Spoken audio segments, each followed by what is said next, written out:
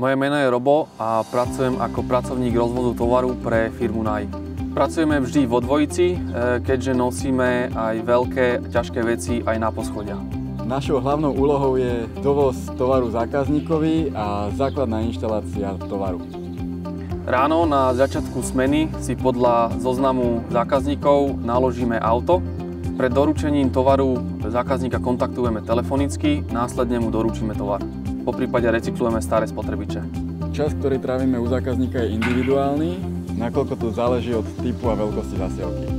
Zákazníkovi poskytujeme základné služby, to je inštalácia pračky, umývačky, poprípade televízora. Na mojej práci ma najviac baví, že nie som stále na jednom mieste a mám prehľad o modernej technike. Nevýhodou nášho zamestnania je časté vozenie sa v zápchách, čo spôsobuje, že nie vždy vieme doručiť tovar zákazníkovi na čas. Uchádzač o naše zamestnanie by mal byť fyzicky zdatný, komunikatívny a mal by mať dobré vodičské schopnosti. Na výkon našej práce stačí vodičský preukaz typu B.